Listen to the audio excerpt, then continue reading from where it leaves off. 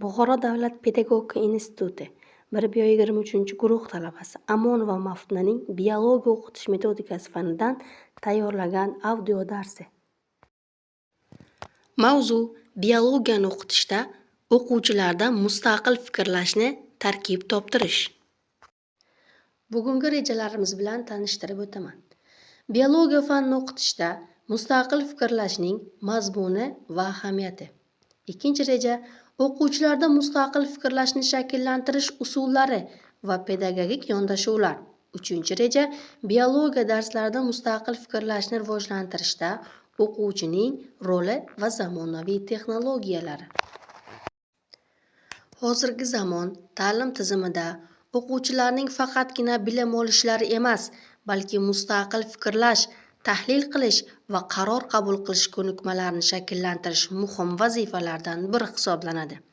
Ayniqsa biologiya fani o'quvchilarining tafakkurini rivojlantirishda katta imkoniyatlarga ega. Chunki biologiya bu hayot haqidagi fan bo'lib, unda kuzatish, tahlil qilish, xulosa chiqarish va muammolarni hal etish jarayonlari muhim o'rin tutadi. Mustaqil fikrlash bu insonning o'z fikrini erkin shakllantira olish, muammolarni mustaqil tahlil qilish va xulosa chiqarish qobiliyatidir. Bu jarayon quyidagi elementlarni o'z ichiga oladi: tahlil qilish, taqqoslash, umumlashtirish, xulosa chiqarish, muammo yechish. Biologiya fanida mustaqil fikrlash ayniqsa muhim, chunki bu fan o'quvchida nafaqat nazariy bilimni, balki amaliy kuzatuv va tajribani ham talab qiladi. Mustaqil fikrlashning ahamiyati quyidagilarda namoyon bo'ladi.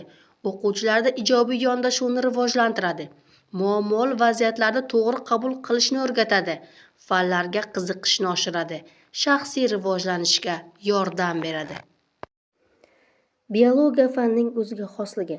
Biologiya bu tirik organizmlar, ularning tuzilishi, funksiyasi, rivojlanish va o'zaro aloqalarni o'rganuvchi fan. Bu fan quyidagi jihatlar bilan boshqa fanlardan ajralib turadi. Kuzatishga asoslangan, tajriba o'tkazishni talab qiladi. Tabiat bilan bevosita bog'liqlik, hayotiy misollar juda ham ko'p. Shu sababli biologiya darslarida o'quvchilarni faollashtirish va ularni mustaqil fikrlashga yo'naltirish osonroq amalga oshiriladi. Mustaqil fikrlashni shakllantirishning pedagogik asoslari.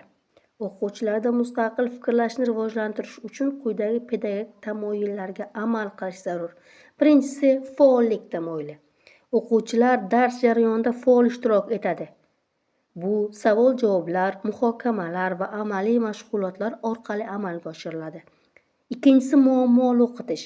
O'quvchilarga tayyor bilim berish o'rniga ularga muammoli vaziyatlar yaratiladi.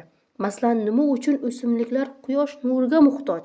Nima sababdan ayrim hayvonlar qish uyqusiga ketadi?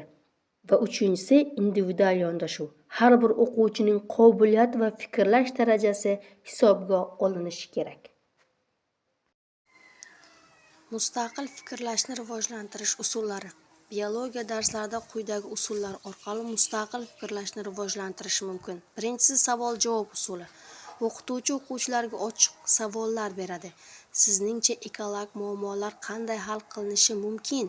Agar siz olim bo'lsangiz, qanday tadqiqot olib borardingiz? Ikkinchisi, klaster usul. O'quvchilar ma'lum bir mavzu bo'yicha o'z fikrlarini tarmoqlab yozadilar. Uchinchisi, aqliy hujum. Bu usul orqali o'quvchilar erkin fikr bildiradi va ijobiy yondashuv rivojlanadi. To'rtinchisi, tajriba va kuzatish. Bunda laboratoriya ishlari orqali o'quvchilar mustaqil xulosa chiqaradilar. Beshinchisi, muammoli vaziyat. Masalan, bir hudud o'simliklar qurib bormoqda. Nima sabab? Zamonaviy pedagogik texnologiyalar. Biologiya darslarida zamonaviy texnologiyalar qo'llash mustaqil fikrlashni yanada rivojlantiradi. Interaktiv metodlar, multimedia vositalar, virtual laboratoriyalar, onlayn testlar. Bu vositalar o'quvchilarning qiziqishini oshiradi va ularni faol ishtirok etishga undaydi. O'qituvchining roli. O'qituvchi faqat bilim beruvchi emas, balki yo'naltiruvchi bo'lishi kerak. U quyidagi vazifalarni bajaradi. O'quvchilarni rag'batlantiradi. O'quvchilarga fikr berishga sharoit yaratadi. Tanqidiy fikrlashni rivojlantiradi. Har bir fikrni hurmat qiladi. O'qituvchi o'quvchilarga tayyor javob bermasligi, balki ularni o'ylashga undashi muhim. O'qituvchi o'quvchilarga tayyor javob bermasligi, balki ularni o'ylashga undashi muhimdir. Xulosa qilib aytganda, biologiya fanini o'qitishda o'quvchilarda mustaqil fikrlashni shakllantirish zamonaviy ta'limning eng muhim vazifalaridan biri hisoblanadi. Bu jarayon o'quvchilarning nafaqat bilim darajasini oshiradi, balki ularni hayotga tayyorlaydi. Mustaqil fikrlash orqali o'quvchilar muammolarni hal qilish, tahlil qilish va to'g'ri qaror qabul qilishni o'rganadilar. E'tiboringiz uchun